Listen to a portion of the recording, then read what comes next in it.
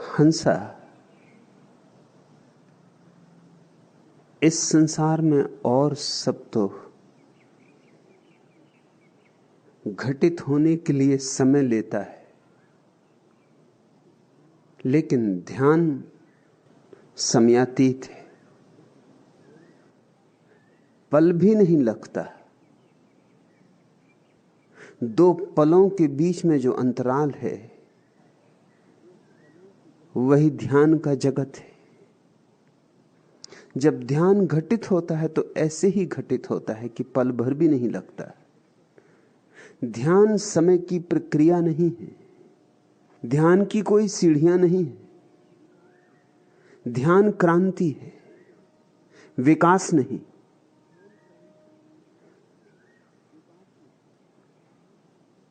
और क्यों ऐसा है? क्योंकि मन की सारी व्यवस्था मूलतः समय की व्यवस्था है। मन का अर्थ होता है अतीत, भविष्य, और अतीत और भविष्य के बीच में दबा हुआ छोटा सा वर्तमान। मन जीता है अतीत में, जो हो चुका है वहीं खोदता रहता, खोजता रहता, तलाश करता रहता स्मृतियों में, या फिर उन्हीं स्मृतियों के जो प्रतिफलन बनते, प्रतिध्वनियां होती हैं भविष्य में। जो कल हुआ था वो कल फिर हो, मीठा था, मधुर था, या कल जो हुआ था बहुत कड़वा था, बहुत तिक्त था, अब कभी ना हो। मन अतीत को ही दोहराना चाहता है भविष्य में, सुंदरतम रूप में। अतीत को ही सजाना चाहता है भविष्य में। भविष्य अतीत का ही विस्तार है। और आश्चर्य यही कि मन उस अतीत में जीता है जो अब नहीं है, और उस भविष्य में जो अभी नहीं है।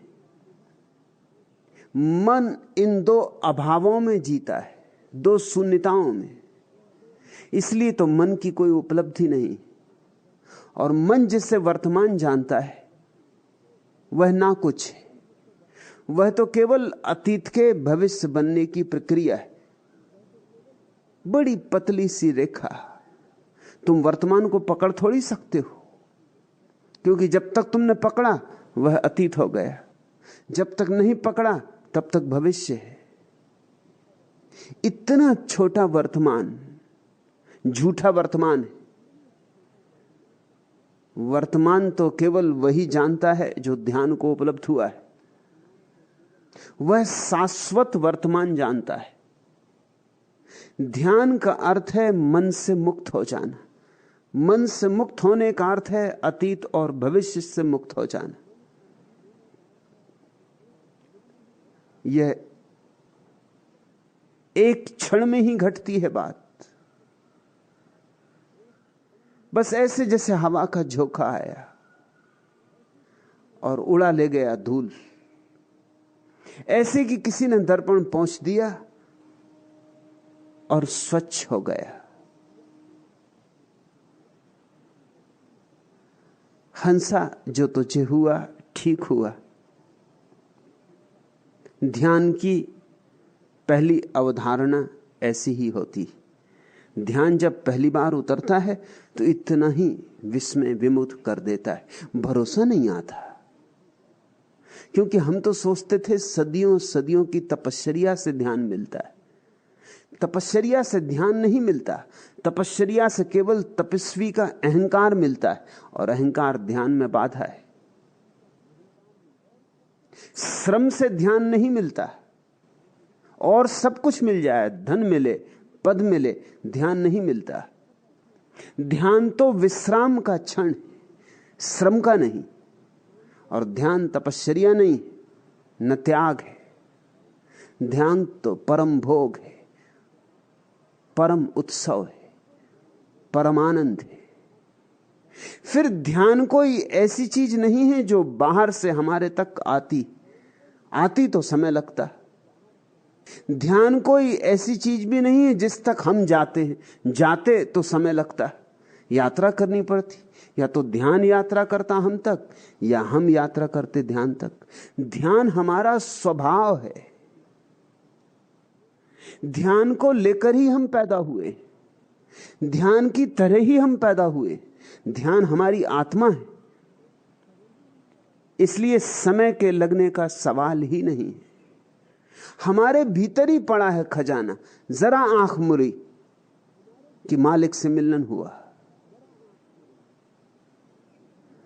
तू कहती पल भर में यह क्या हो गया।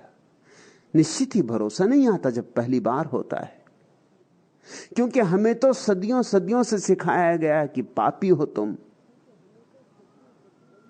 पहले पापों को धो, जन्मों जन्मों के पाप हैं, जन्मों जन्मों तक धोगे तब कहीं धुल पाएंगे। एक दूसरे मित्र फिरोज ने पूछा है कि मैं तो गुनहगार हूं, क्या मुझे भी ध्यान हो सकेगा? यही हमें समझाया गया है कि आदमी पापी है, गुनहगार है। मैं तुम्हें याद दिलाना चाहता हूं कि तुम्हारे सब गुनाह, तुम्हारे सब पाप दर्पण पर जमी धूल की तरह हैं, हवा का एक झोंका उड़ा ले जाएगा। और दर्पण धूल से नष्ट नहीं होता, दब भला जाए, उसमें प्रतिबिंब बनने विकृत हो जाएं, ना बने, इतनी धूल की परतें जम जाएं, मगर धूलों की परतों के नीचे भी दर्पण अभी भी उतना ही शुद्ध है जितना पहले था। दर्पण धूल से अशुद्ध होता ही नहीं। दर्पण के अशुद्ध होने का कोई उपाय नहीं, तुम्हारे भी अशुद्ध होने का कोई उपाय नहीं। फिरोज, ये पागलपन की बातें छोड़ो कि मुझ गुनहगार को भी क्या ध्यान होगा। फिरोज पाकिस्तान से आए,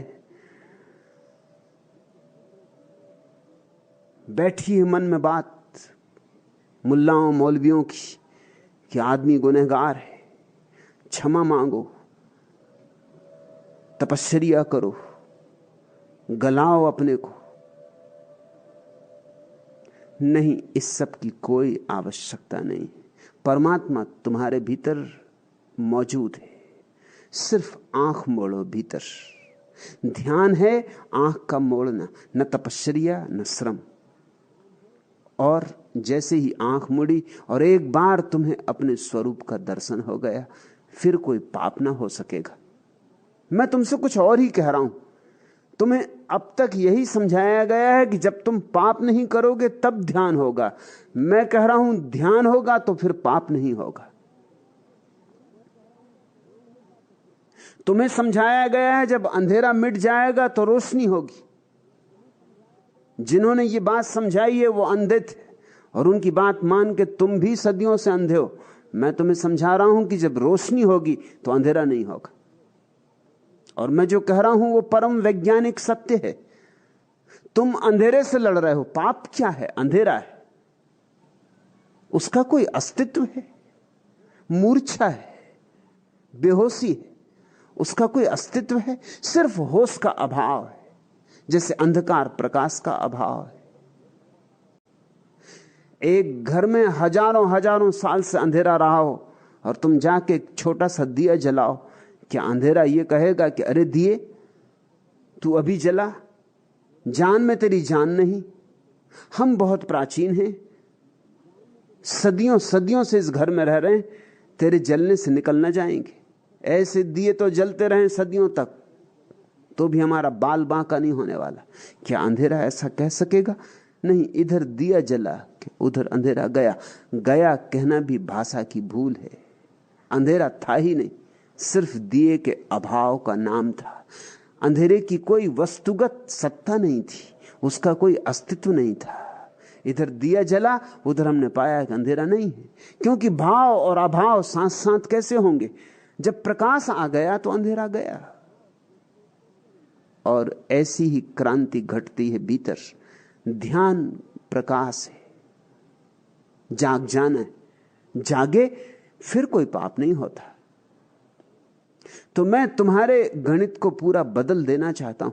इसलिए तो मुझसे पंडित पुरोहित नाराज है, क्योंकि उनका गणित है पहले अंधेरा हटाओ, और उसी में तुमको उलझाए रखते। न अंधेरा हटता है, न बात सुलझती है, न पंडित के जाल से तुम मुक्त हो सकते हो। तुम्हारे तथाकथित महात्माओं का सारा व्यवसाय, उनके व्यवसाय की आधारभूत कुंजी यही है कि तुम्हें एक ऐसे काम में उलझा दिया है जो हल हो ही नहीं सकता। तुमने जरूर यह कहानी सुनी होगी कि एक आदमी निकलता था समुद्र के किनारे से, उसे एक बोतल पड़ी हुई मिल गई। जिज्ञासावश उसने बोतल खोली। तुमने भी खोली होती। क्या है बोतल के भीतर? बड़ा धुआं उठा और एक प्रेत प्रकट हुआ, और उस प्रेत ने कहा कि तू धन्यभागी, क्योंकि मैं कोई साधारण प्रेत नहीं, मैं प्रेतों का सम्राट हूं। मैं सजा भुगत रहा था और उस दिन की प्रतीक्षा थी कि कोई मुझे मुक्त कर दे। तूने मुझे मुक्त किया। तू जो भी कहेगा वो मैं करूंगा, बस मेरी शर्त एक है कि मुझे 24 घंटे काम चाहिए। मैं एक क्षण खाली नहीं बैठ सकता। वह आदमी तो बहुत खुश हुआ। उसने कहा इससे अच्छा और क्या होगा, आओ बहुत काम है मेरे पास, एक क्षण खाली क्यों बैठोगे? बहुत वासनाएं हैं, बहुत इच्छाएं हैं मेरी, उनको पूरी करने में लगो। जाते ही आज्ञा दी, बनाओ महल। इधर उसने कहा, उधर प्रेत ने महल बना दिया। प्रेत फिर खड़ा था सामने। थोड़ा आदमी घबराया कि अगर इतनी जल्दी चीजें हुई तो जल्दी ही चुक जाएंगी। लाओ धन, हीरे जवारात, सोना चांदी। इधर वह कहे, उधर प्रेत पूरा करे। दोपहर होते होते वो जो अनंत वासनाएं मालूम होती थी वो खत्म हो गई। और प्रेत ने कहा कि याद रखना, मैं खाली बैठ ही नहीं सकता, काम बताओ। अगर काम नहीं बताया तो गर्दन दबा दूंगा। भागा वह आदमी एक फकीर के पास, क्योंकि उसी फकीर के पास सदा गया था जब भी कोई उलझन होती थी सुलझाने के लिए। उस फकीर ने कहा, ये सीढ़ी रखी, ये तू ले जा, इस सीढ़ी को लगा दे और उससे कह पहले ऊपर चढ़ो फिर नीचे उतरो, फिर ऊपर चढ़ो फिर नीचे उतरो। उस आदमी ने कहा, मुझे न सूझी ये बात, इतनी सरल तरकीब। चढ़ाते रहो उतारते रहो, मरने दो उसको, चलने दो, उतरने दो। जब उतर जाए तो कहो चढ़ो। कहना बार बार आज्ञा देने की जरूरत भी नहीं, एक दफे दे दी आज्ञा, उतरो चढ़ो उतरो चढ़ो। उस आदमी ने कहा कि महाराज, एक सवाल सिर्फ मन में उठता है कि क्या आपका कभी ऐसे भूत से पाला पड़ा? आपने एकदम से उत्तर दे दिया। वो फकीर हंसा। उसने कहा कि यही हमारा धंधा है, लोगों को ऐसी सीढ़ियों पर चढ़ना उतरना, यही हम करवाते। यही फकीरों का सदा से धंधा है। लोग उलझे रहते, सुलझाव कभी आता नहीं। सुलझाव आता नहीं इसलिए वो हमारे पास आते सुलझाव पूछने। तुम्हारे 99% उलझाव तुम्हारे पंडितों पुरोहितों के द्वारा खड़े किए गए, तुम्हारे उलझाव नहीं। तुम्हारे उलझाव तो बहुत थोड़े हैं जो हल हो सकते हैं। जरा सी क्रांति से हल हो सकते हैं, जरा सी चिंगारी ध्यान की, और तुम्हारे सब पाप भस्मीभूत हो जाएं। मगर पंडित तुम्हें एक ऐसा काम समझा रहे हैं जो हल ही नहीं हो सकता, जन्मों जन्मों में हल नहीं हो सकता। अंधेरे से लड़ो, ये उनकी शिक्षा है। बुराई से लड़ो, ये उनकी शिक्षा है। अशुभ से लड़ो, पाप से लड़ो, ये उनकी शिक्षा है। अब कोई आदमी अंधेरे से कितना ही लड़े, वो चाहे गामा पहलवान ही क्यों ना हो या मोहम्मद अली क्यों ना हो, लड़ता रहे अंधेरे से, खूब ठोंके ताल, खुद ही हारेगा, अंधेरा नहीं हारेगा। धक्के दे अंधेरे को, बांधे पोटलियां, फेंक आए बाहर, पोटलियां फेंक जाएंगी, अंधेरा वहां के वहां रह जाएगा। अंधेरे को इंच भर सरकाया नहीं जा सकता। और इसी में जिंदगी बीतेगी तो निश्चित हीनता की ग्रंथि पैदा होगी कि मैं कैसा महापापी हूं कि छोटी सी बात से मेरा छुटकारा नहीं होता, काम वासना में जकड़ा बैठा हूं, कैसा महापापी हूं। और तुम्हारे सारे धर्मगुरु समझा रहे हैं लड़ो काम वासना से तो छुटकारा होगा, और तुम ये भी नहीं देखते कि ये धर्मगुरु हजारों साल से कह रहे हैं, कम से कम 5000 साल का तो लिखित इतिहास है, उससे भी पहले से कह रहे हैं। 5000 साल में लड़वाते रहे, अब तक काम वासना का कुछ हल हुआ है? काम वासना बढ़ी है, घटी नहीं। तुम्हारे लड़ने से तुम कमजोर हुए हो, शक्तिशाली नहीं। तुम्हारे लड़ने से तुम दीन हुए हो, हीन हुए हो। क्योंकि जब बार बार हार हाथ लगती तो आदमी के मन में विषाद पैदा होता है। जब बार बार हार हाथ लगती है तो आदमी के मन में अपने